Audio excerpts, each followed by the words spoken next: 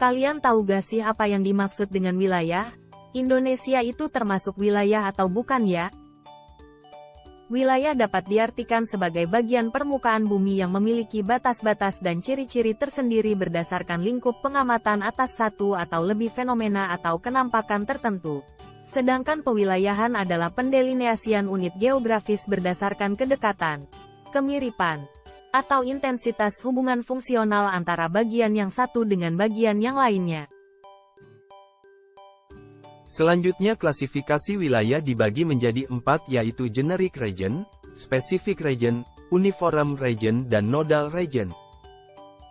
Pertama ada generic region, yaitu penggolongan wilayah menurut jenisnya yang menekankan pada jenis wilayah, seperti iklim, topografi, vegetasi, dan fisiografi. Misalnya wilayah vegetasi. Specific region, merupakan wilayah tunggal yang mempunyai ciri geografis tertentu terutama yang ditentukan oleh lokasi absolut dan lokasi relatifnya. Misalnya, wilayah WIB, mempunyai ciri khusus yaitu lokasinya di Indonesia bagian barat yang dibatasi oleh waktu, berdasarkan garis bujur serta pertimbangan politis, sosial, dan sebagainya. Uniform region, suatu wilayah yang didasarkan atas keseragaman atau kesamaan dalam kriteria-kriteria tertentu. Contohnya wilayah pertanian. Nodal region, merupakan suatu wilayah yang diatur beberapa pusat-pusat kegiatan yang saling dihubungkan oleh jalur transportasi antara satu dengan yang lainnya. Selanjutnya bentuk persekutuan regional dibagi menjadi 3 yaitu bidang politik seperti blok barat, blok timur, non-blok. Bidang ekonomi seperti MEA, OPEC, MI. Bidang sosial budaya seperti OKI, OAS. Selanjutnya kita beralih kepada topik yaitu pembangunan dan pertumbuhan wilayah. Pertama kita akan mempelajari teori-teori pembangunan wilayah. Teori pembangunan wilayah ada 5, di antaranya, kontrol teoris, teori ketergantungan, teori Rostow, teori 3 gelombang dari Toffler, dan terakhir teori interaksi wilayah.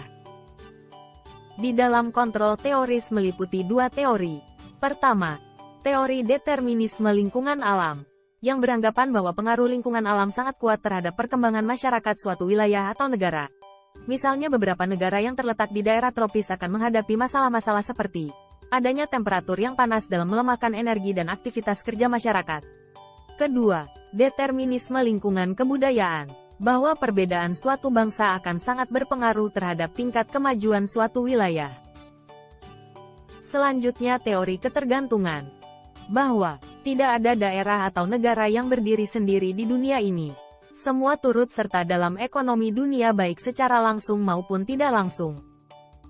Kemudian ada teori Rostow. Secara garis besar, kelima fase pembangunan ekonomi Rostow adalah sebagai berikut.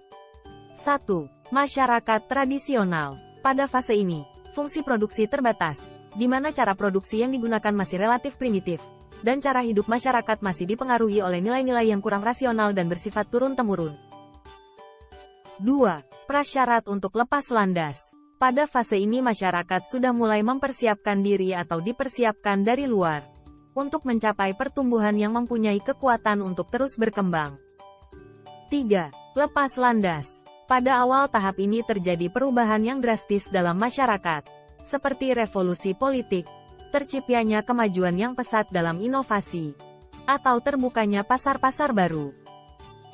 4. Gerakan ke arah kedewasaan. Pada masa ini masyarakat sudah secara efektif menggunakan teknologi modern pada sebagian besar faktor-faktor produksi dan kekayaan alamnya. 5. Masa konsumsi tinggi. Pada fase ini orientasi tidak lagi pada masalah produksi, akan tetapi lebih difokuskan kepada masalah-masalah yang berkaitan dengan peningkatan kualitas konsumsi dan kesejahteraan masyarakat. Lalu, teori selanjutnya adalah teori 3 gelombang dari Toffler. Gelombang 1. Peradaban pertanian, yaitu gelombang pembaruan di mana manusia menemukan dan menerapkan teknologi pertanian yaitu manusia berubah dari kebiasaan berpindah-pindah yang menetap di satu tempat. Gelombang 2. Peradaban industri, memiliki ciri-ciri imperialisme dan kolonialisme, berbudaya produk massa, pendidikan massa, komunikasi massa dan media massa. Budaya iptek tumbuh dengan pesat. Terjadi urbanisasi dan pembangunan kota besar.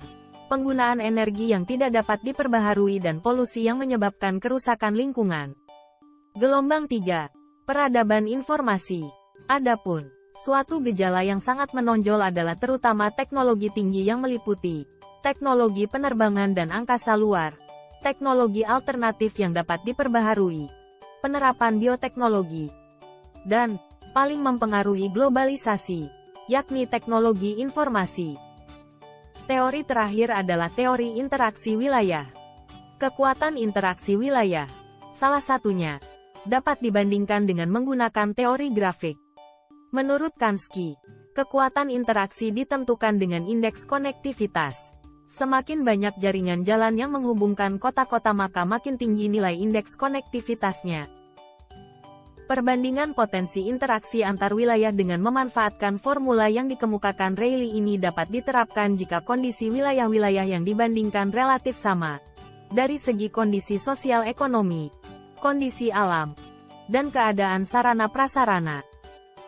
Kemudian, teori titik henti memberikan gambaran tentang perkiraan posisi garis batas yang memisahkan wilayah-wilayah perdagangan dari dua kota atau wilayah yang berbeda jumlah dan komposisi penduduknya.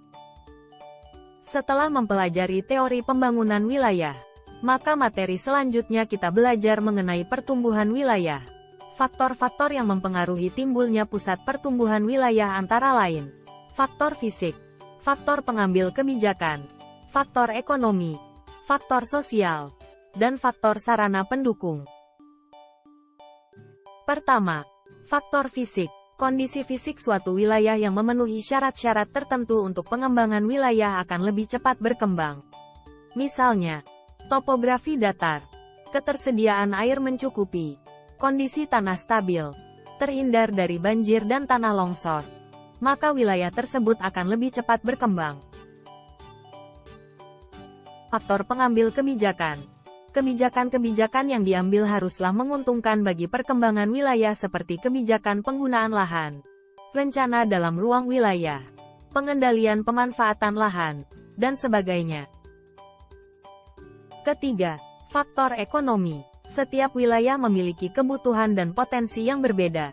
Misalnya, suatu wilayah tidak mampu menyediakan kebutuhan seperti bahan pangan, sementara wilayah yang lain memiliki potensi untuk penyediaan bahan pangan, begitu sebaliknya. Maka akan terjadi hubungan timbal balik yang saling mempengaruhi. Dalam faktor sosial, suatu wilayah dapat dikatakan sebagai pusat pertumbuhan wilayah. Apabila wilayah tersebut kondisi pendidikan, pendapatan dan kesehatan masyarakatnya lebih terjamin bila dibandingkan dengan wilayah yang lain. Faktor kelima, dengan tersedianya sarana pendukung seperti sarana ekonomi, transportasi, dan lainnya, dapat mendukung perekonomian suatu wilayah. Lalu pengaruh apa yang ditimbulkan dari pusat pertumbuhan?